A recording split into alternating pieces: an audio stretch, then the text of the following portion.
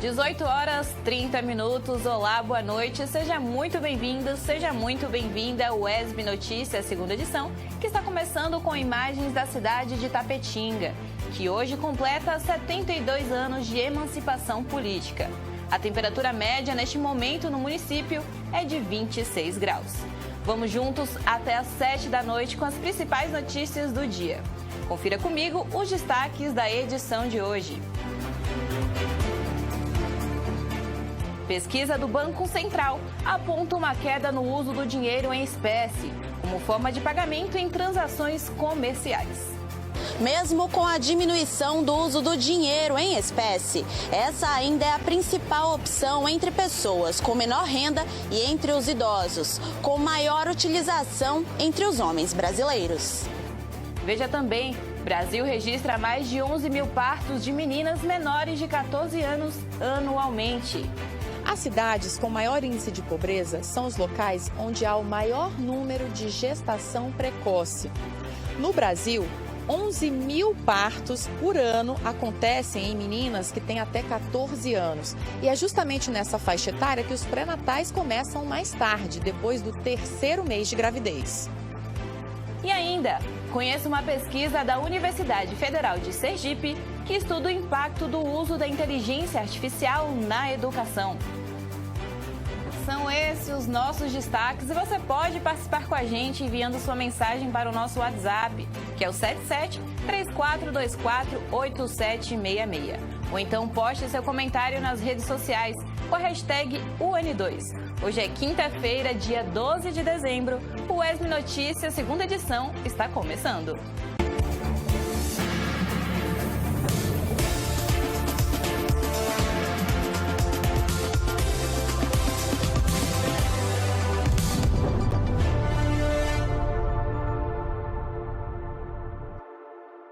O N2 está no ar. Muito obrigada pela sua companhia aqui na tela do seu canal 4.1.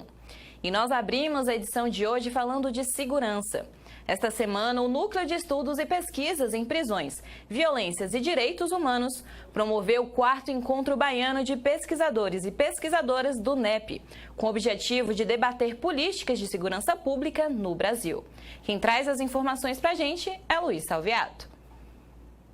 É a 4ª edição do encontro promovido pelo Núcleo de Estudo e Pesquisa em Prisões, Violências e Direitos Humanos da UESB.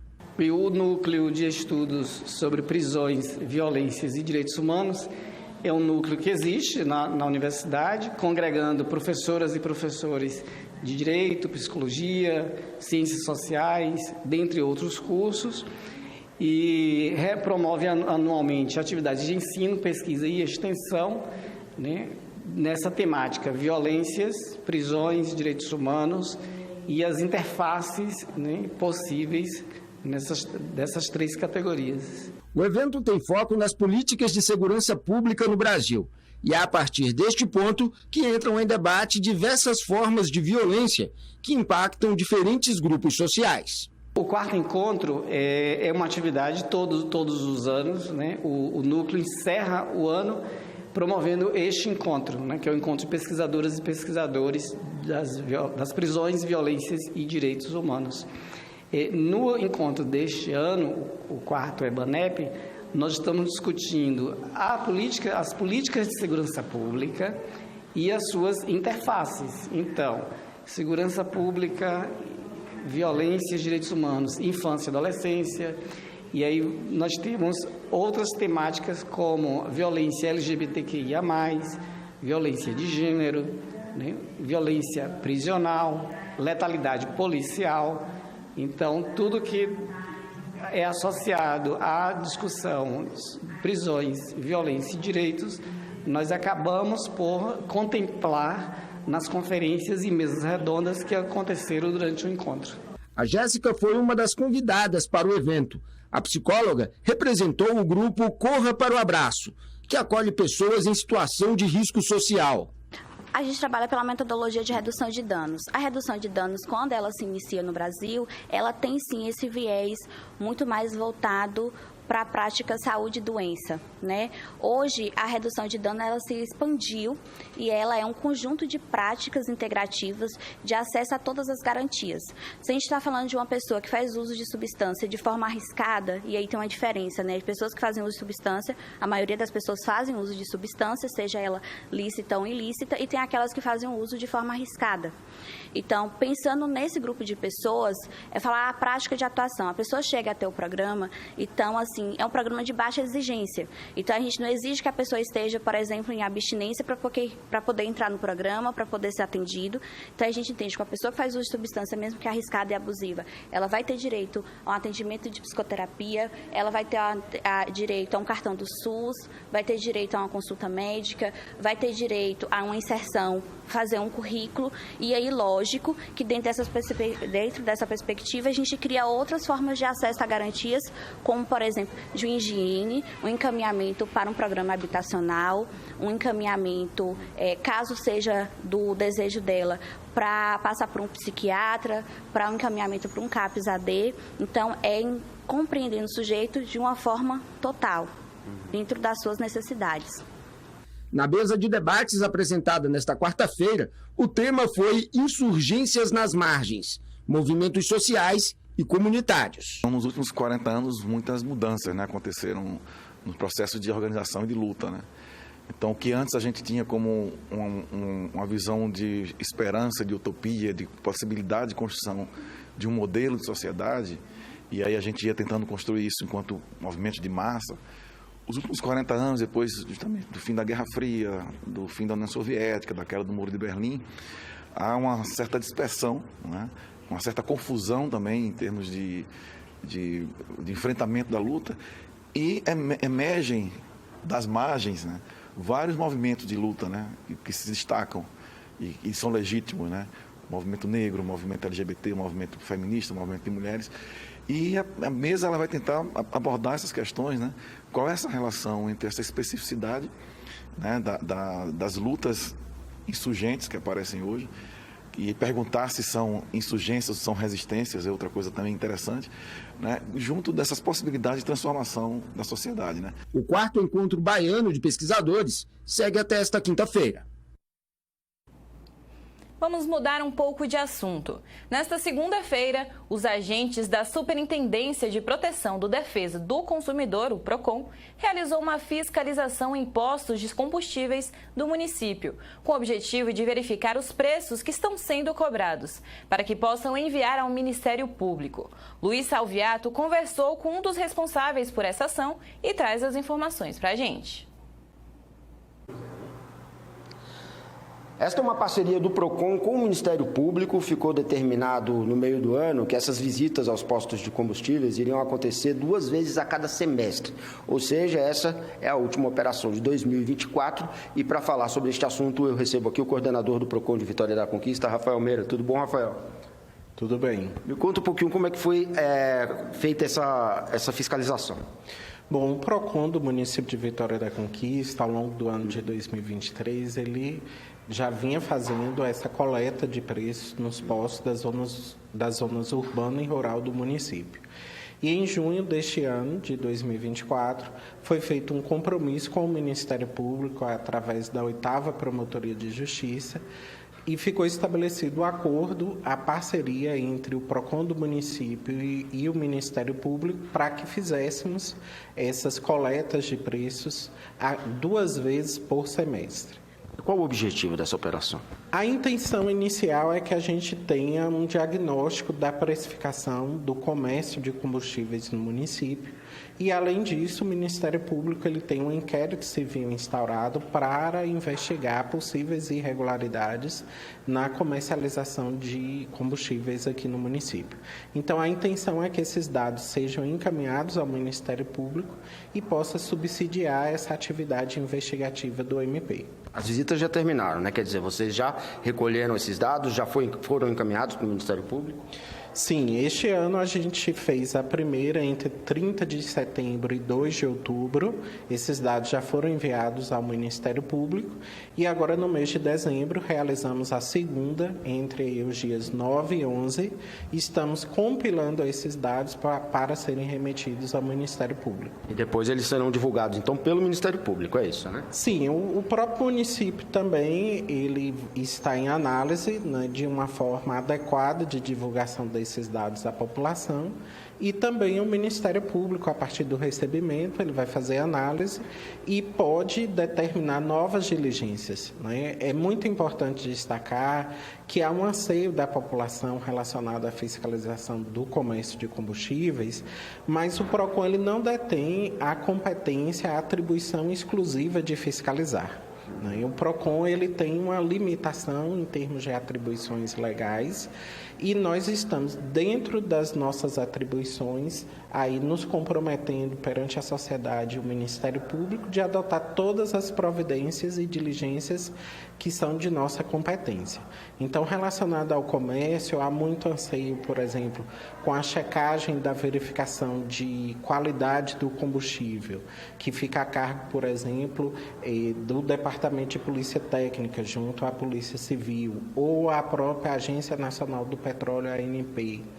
Como também a questão das condições físicas das bombas de combustíveis, se estão adequadas, aprovadas, que é uma fiscalização que fica a cargo, por exemplo, ou do Inmetro ou Ibametro, no caso do nosso estado. Bacana. Claro que a gente aqui da UESB TV, a gente vai ficar de olho, né? Assim que esses dados forem colocados a público, a gente vai divulgar aqui, porque todo mundo precisa ficar sabendo, né? É um trabalho muito importante que é feito pelo PROCON, em parceria com o Ministério Público, e esse resultado a gente vai trazer para vocês quando for divulgado, né? Lembrando que o PROCON vai continuar o trabalho de fiscalização, né? Por exemplo, a gente está chegando aí a época de compra de material escolar, também tem as equipes do PROCON na rua fazendo essa fiscalização, né? Sim, a nossa equipe de fiscalização ela atua durante todo o ano. Por exemplo, agora em novembro atuamos na questão da Black Friday e também agora no mês de dezembro vamos intensificar a questão de blitz educativa no comércio, orientação aos lojistas e também podemos ser acionados por meio do telefone 3429-7850. Nosso horário de funcionamento é das 8 horas da manhã às 17 horas. Um trabalho muito importante, muito obrigado, Rafael. Nós voltamos ao estúdio do UESB Notícias. Vamos para um intervalo? No próximo bloco, você vai ver que uma pesquisa realizada pelo Banco Central apontou uma queda do uso do dinheiro em espécie. O intervalo é rapidinho e a gente volta já.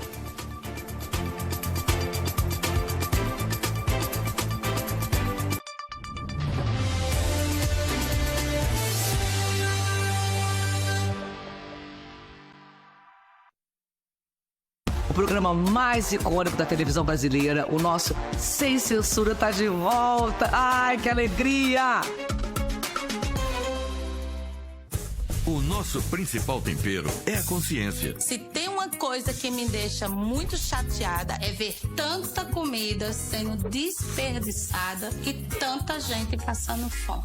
E nas nossas receitas não faltam ideias para comer bem, gastando pouco e de forma mais saudável. Aqui na minha cozinha a mágica acontece. Xodó de Cozinha, todo sábado, 13h, na TV Brasil.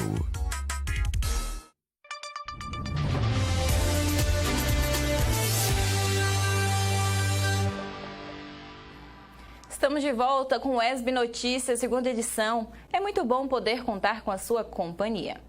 Vamos falar de economia? Uma pesquisa realizada pelo Banco Central apontou uma queda do uso de dinheiro em espécie como forma de pagamento em transações comerciais. Em contrapartida, a utilização do Pix segue numa crescente. O estudo revelou que 76% dos brasileiros optam pela ferramenta na hora das compras. Acompanhe na reportagem de Thaís Patês. O meio de pagamento instantâneo criado em 2020 está cada dia mais popular refletindo na queda do uso do dinheiro em espécie. Uma pesquisa feita pelo Banco Central mostrou que 76% dos brasileiros preferem pagar as compras com Pix. O levantamento foi feito com 1.000 pessoas de todas as capitais do país, com mais de 100 mil habitantes. Segundo o Banco Central, desde 2022, o Pix é o principal instrumento do mercado. É porque hoje eu recebo mais no Pix, pagamento no Pix ou então no débito. Aí, por isso eu pago mais no Pix também. Facilidade também, né? Verdade, facilita demais. Eu uso o Pix porque eu recebo no Pix e pagamento no Pix também fica mais rápido, mais prático, né?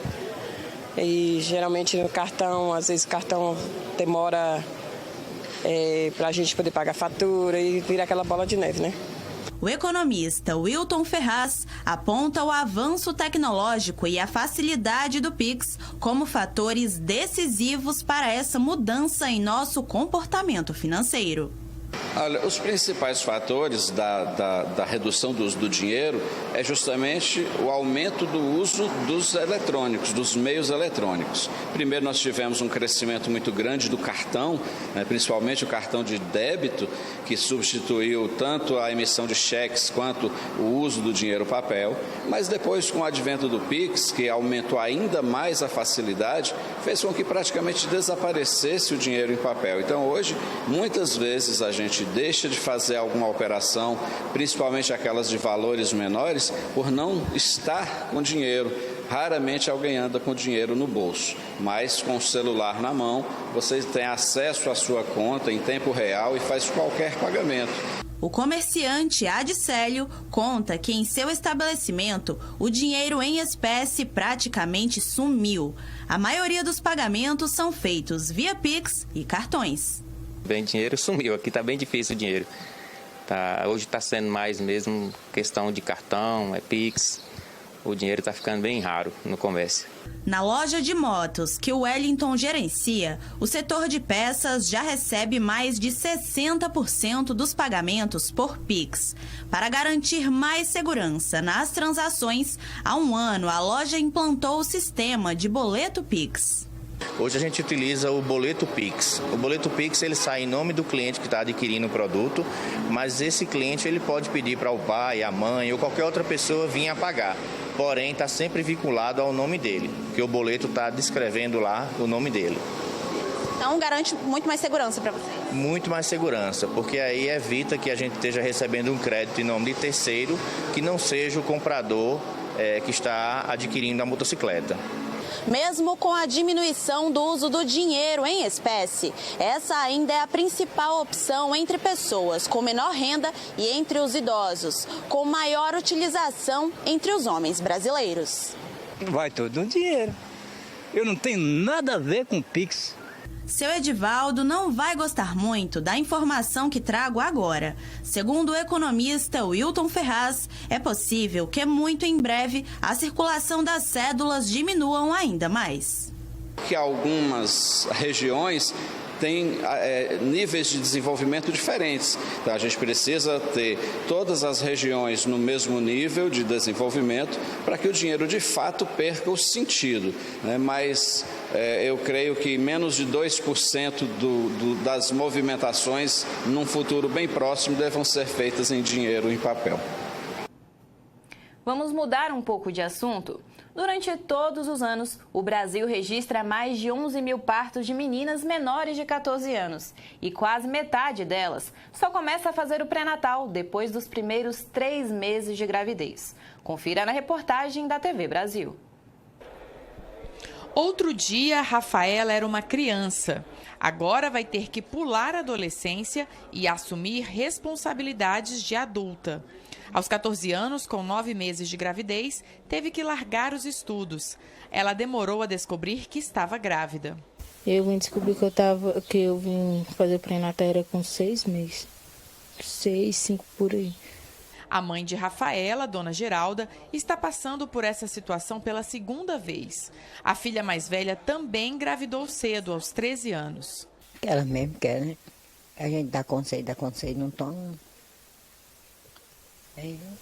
Fica difícil. Que conselho que a senhora deu? Cara, se prevenir, ter cuidado para não arrumar barriga. E é difícil a gente criar um filho sozinha.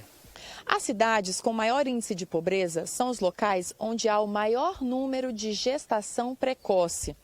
No Brasil, 11 mil partos por ano acontecem em meninas que têm até 14 anos. E é justamente nessa faixa etária que os pré-natais começam mais tarde, depois do 3º mês de gravidez.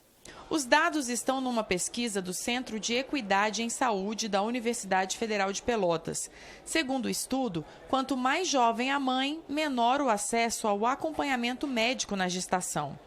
4 em cada 10 meninas menores de 14 anos atrasaram o início do pré-natal. A situação piora na região norte e entre as indígenas.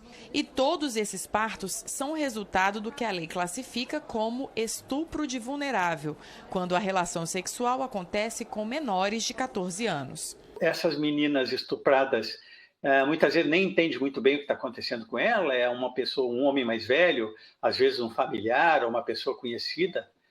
Elas não conhecem bem o que pode acontecer em função dessa violência. E elas não conhecem os sinais da gravidez. As adolescentes grávidas têm acesso a atendimentos médicos na rede pública sem necessidade de serem acompanhadas pelos pais ou responsáveis.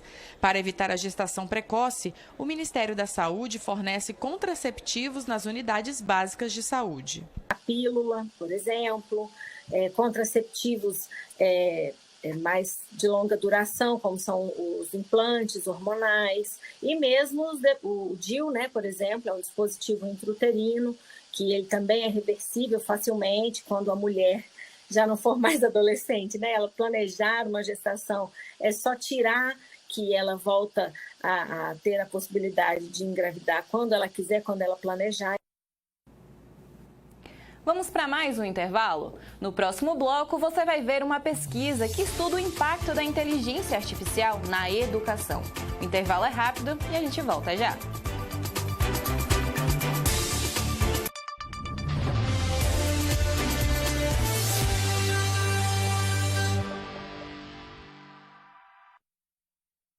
Muitos se esqueceram da Covid-19, mas ela permanece presente. Aos primeiros sintomas, faça o teste. Em caso positivo, procure uma unidade de saúde e informe-se. A vacina é a melhor maneira de combater a Covid-19. Jornalismo público focado nas demandas locais e a cada dia mais próximo da comunidade. Com os assuntos que fazem diferença na sua vida, você só vê aqui no N1, de segunda a sexta-feira, ao meio-dia.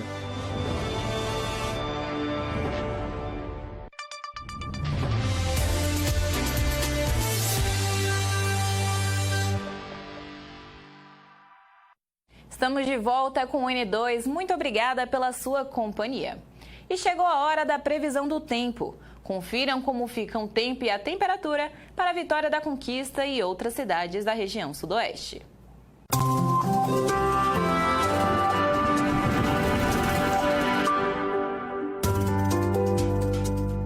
É esperado chuva para esta noite em Conquista. Não esqueça do guarda-chuvas.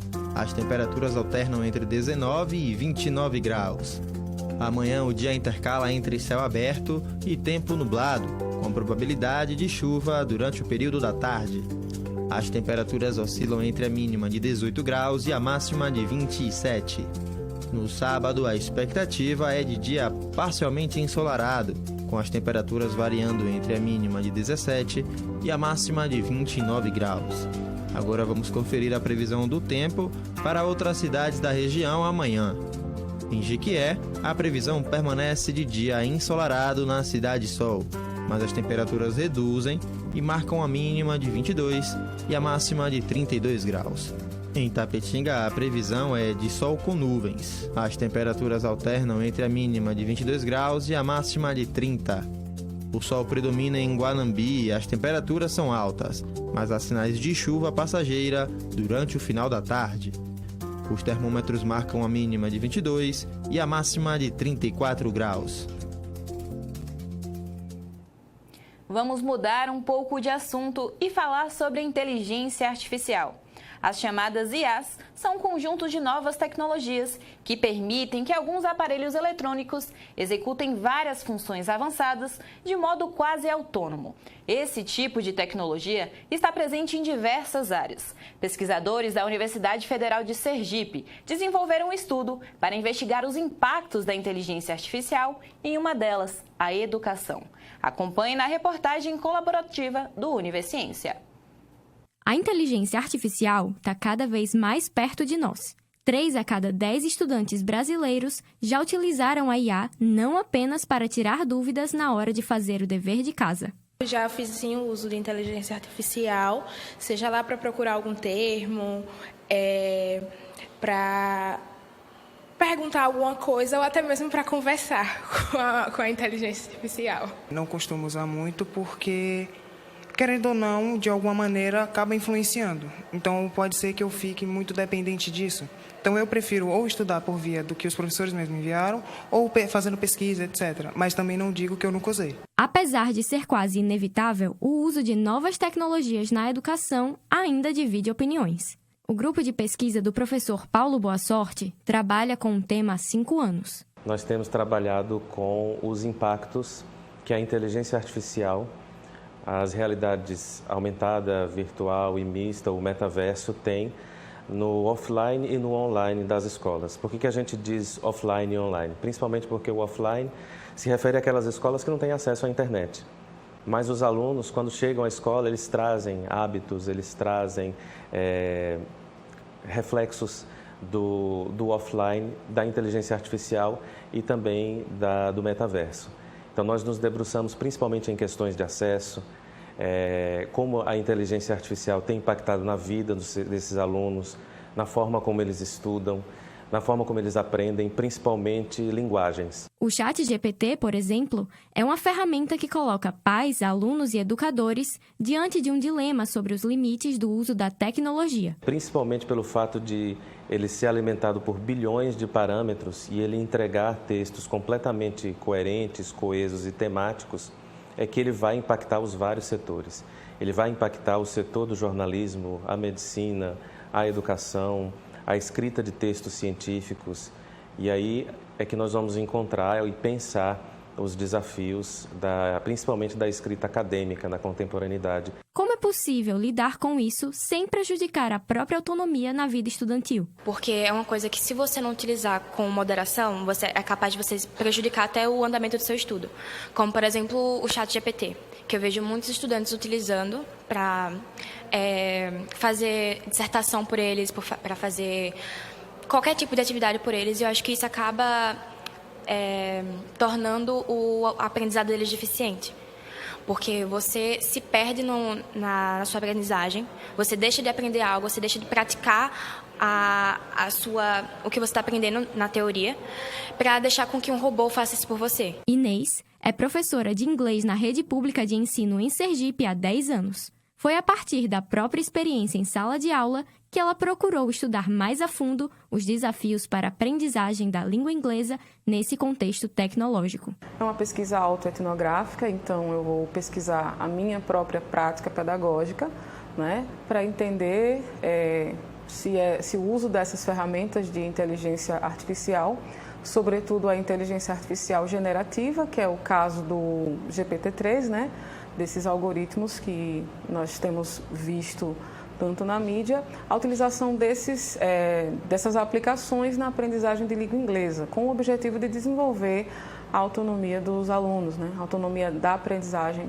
dos alunos. Com a IA, a professora vê novas possibilidades de personalizar o conteúdo ensinado de acordo com as necessidades de cada aluno. Eu observei o potencial que elas poderiam trazer para os meus alunos, então, para ajudá-los, por exemplo, na correção de textos, na produção, por exemplo, de textos em língua inglesa.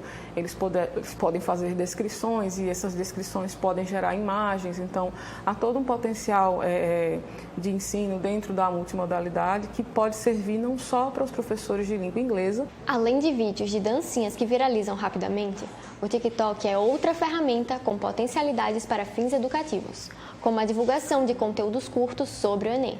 A minha pesquisa é para entender uma comunidade virtual específica, que é o BookTok. Ele está inserido dentro do TikTok. E lá eu quero entender como que os algoritmos, ao mostrar cada vez mais conteúdo sobre livros, sobre resenhas literárias, sobre esse universo dos livros, como que isso tem afetado a aprendizagem de leitura e escrita desses alunos. Trabalhar a agilidade emocional, reforçar a consciência coletiva e despertar a curiosidade intensa são caminhos que nós, humanos, devemos trilhar diante dessa nova era. Eu acho que a inteligência artificial não pode substituir a capacidade de autonomia do próprio aluno, sabe? Por exemplo, de criar dissertações, de responder uma questão, de ter controle sobre o que fazer em uma questão. É uma ferramenta que já faz parte do dia a dia das pessoas, né? E por que não utilizá-la na educação para cumprir uma tarefa, digamos assim, mecânica, né? Enquanto o professor pode se dedicar a algo que somente a inteligência humana é capaz de fazer. Muito bacana. Essas e outras pesquisas você confere no Universiciência todos os sábados, 1h30 da tarde, aqui no seu canal 4.1. O ESB Notícias fica por aqui. Muito obrigada pela sua companhia. Para rever os nossos telejornais, acesse o nosso canal no YouTube. Outras informações locais você confere amanhã, ao meio-dia, no ESB Notícias, primeira edição, com Mário Ribeiro. Principais notícias do Brasil e do mundo no Repórter Brasil. Muito obrigada pela sua companhia novamente. Tenha uma excelente noite e até amanhã.